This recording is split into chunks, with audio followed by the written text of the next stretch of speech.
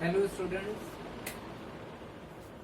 Hello students. Myself Rahul Mishra, and today we will discuss the new topic of the chapter number 2, and it is ionic product of water. Ionic product of water. It is represented by Kw. It is represented by Kw. So what is ionic product of water? Kw. So listen, this is the next topic of chapter number 2, which is acid, bases and salts. So listen, we all know that water is weak electrolyte. Water is weak electrolyte.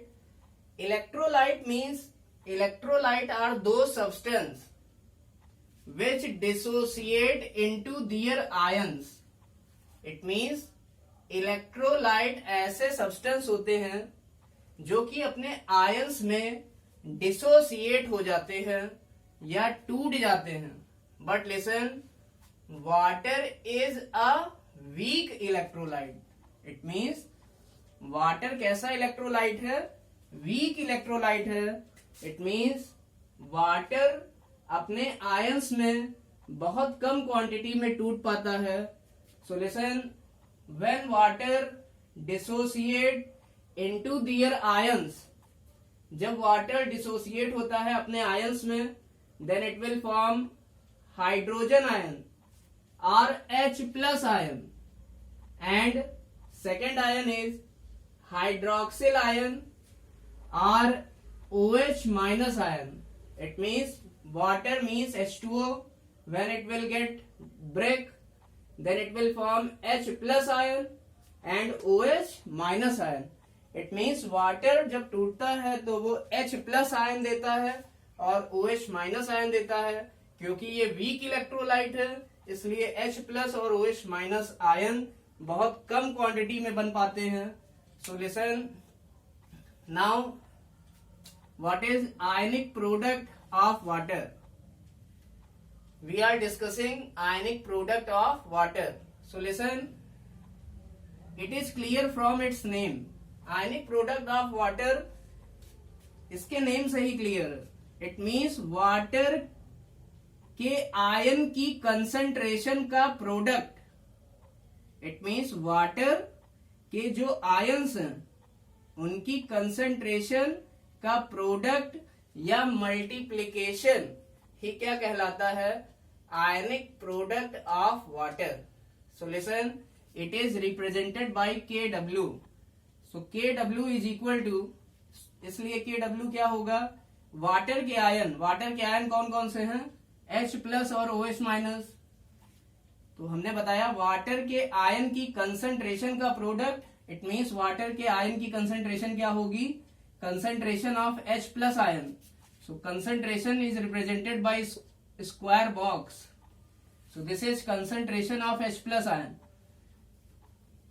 So concentration of H+ ion into concentration of OH- ion. तो दोनों ही water के ion की concentration का जो product होगा उसे ही कहते हैं आयनिक प्रोडक्ट ऑफ वाटर. क्या कहते हैं? Ionic product of water.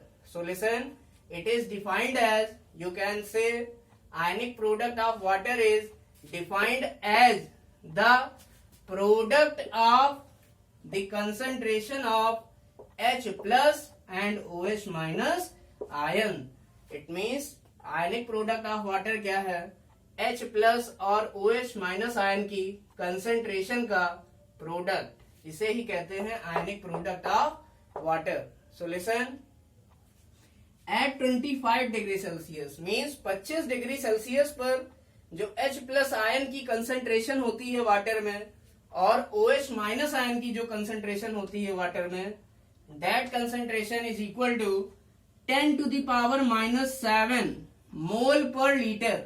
It means the concentration of H+ ion is equal to concentration of OH minus ion and it is equal to 10 to the power minus 7 mole per liter. It means H plus और OH minus ion की concentration 25 degree Celsius पर कितनी होती है? 10 की power minus 7 मोल पर litre.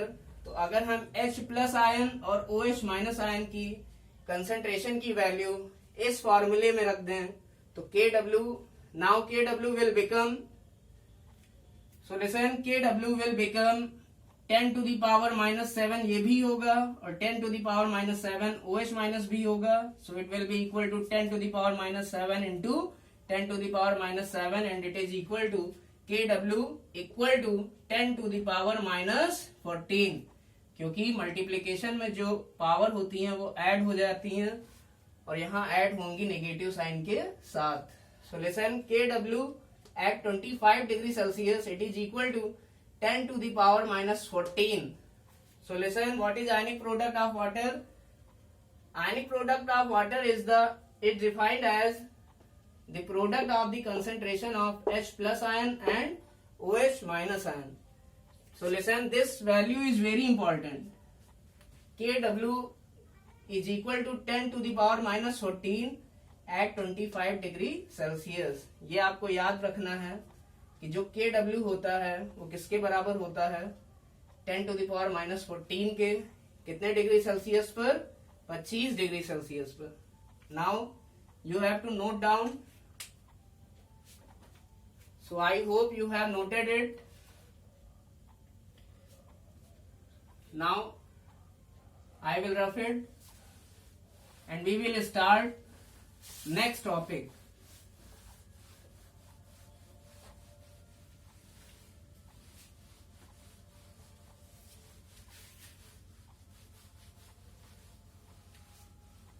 So next topic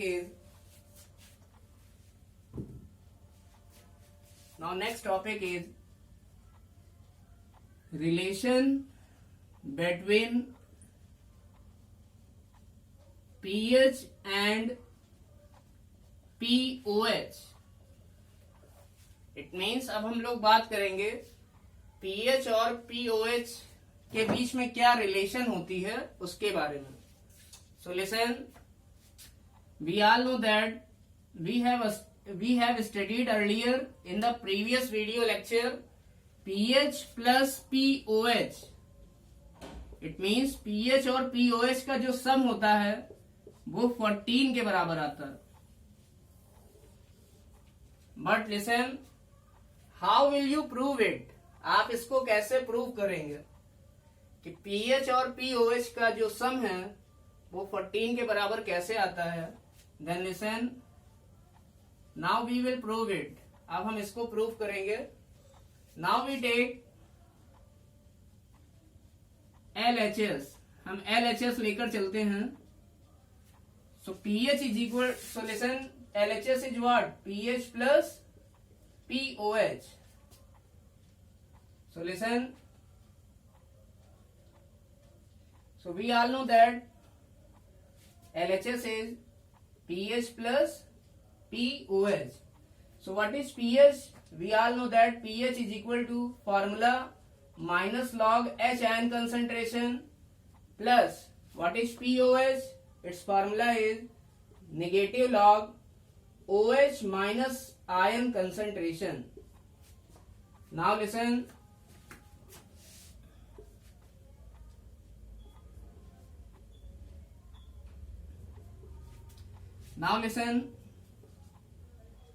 minus log H plus ion concentration.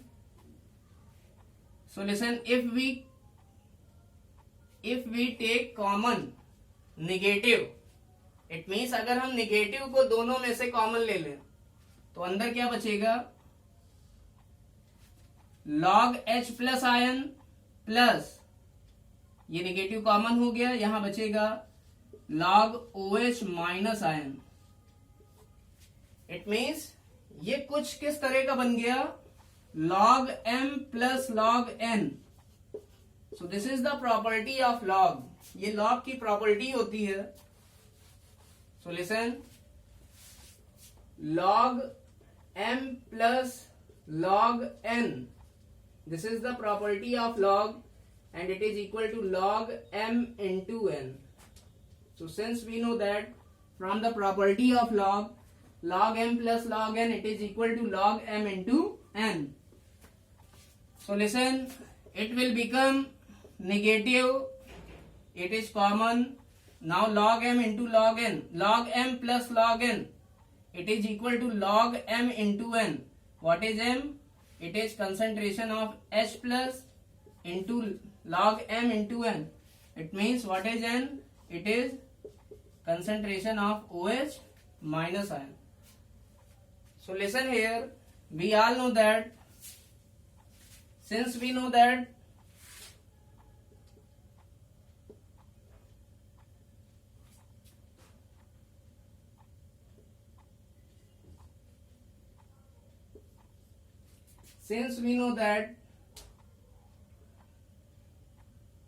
the concentration of H plus into concentration of OH minus we have studied earlier. अभी हमने इसे पढ़ा है. ये क्या है? What is this? This is the product of the concentration of H plus ion and OH minus ion, and it is equal to ionic product of water, which is Kw. It means H ion और OH minus ion की concentration का जो product होता है ये water के ionic product के बराबर होता है. And at 25 degree Celsius we all know that Kw equal to होता है 10 to the power minus 14. इसे हमने अभी रिसेंटली ही पढ़ रखा है. Ionic product of water Kw is equal to 10 to the power minus 14 at 25 degree Celsius. It means we can write, listen, हम लिख सकते हैं जो हमारा log H plus ion concentration into OH minus ion concentration, इतने की जगह मैं लिख सकता हूं log Kw. क्या लिख सकता हूं? log Kw. And we all know that Kw is what? 10 to the power minus 14. So it is equal to log 10 to the power minus 14. And we all know that from the property of log m की power n, it is equal to होता है n log m. It means log m की power n जो होता है वो n log m होता है. It means जो पावर होती है वो आगे आ जाती है. तो ये कुछ उसी तरह का है. So listen, log m to the power n, यहां n की वैल्यू कितनी है? -14. So it will become minus पहले से लगा हुआ है और n log m means -14 log 10. And listen, log 10, the value of log 10 is what? It is equal to 1. So answer will be minus plus 14 into 1. So it is equal to 14. It means हमने left hand side ली थी PH plus POH और right side हमारी कितनी आई?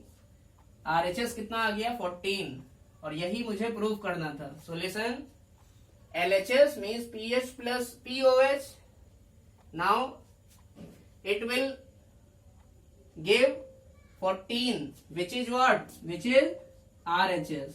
It means जो PH plus POH था LHS वो किसके बराबर आया है? 14 के. तो हमारा ये फॉर्मूला यहां से प्रूफ हो गया. Now this formula is proved. So we can say PH plus POH it is equal to 14. It means अगर हमें किसी सोल्यूशन की pH पता है तो हम उस सोल्यूशन की POH वैल्यू इस फार्मूले को यूज करके बता सकते हैं. It means if I ask any question to you, if pH value is given 3, then what is POH? So pH is 3. It means we can say POH is what? POH is equal to 14 minus pH. यहां से हम क्या लिख सकते हैं? POH किसके बराबर होगा? 14 माइनस पीएच के। इट मीन्स हम कह सकते हैं POH equal to 14 minus pH कितनी है? 3। सो POH की वैल्यू कितनी आ जाएगी? 11। इट मीन्स अगर pH पता है तो POH निकल आएगा, या अगर POH पता है तो pH निकल आएगा। So listen, now we can calculate the value of pH and POH from this formula if one of them value is known. इट मीन्स अगर दोनों में से किसी एक की वैल्यू पता है तो आप pH या POH की वैल्यू कैलकुलेट कर सकते हैं। So listen, now you have to note down it. Now write down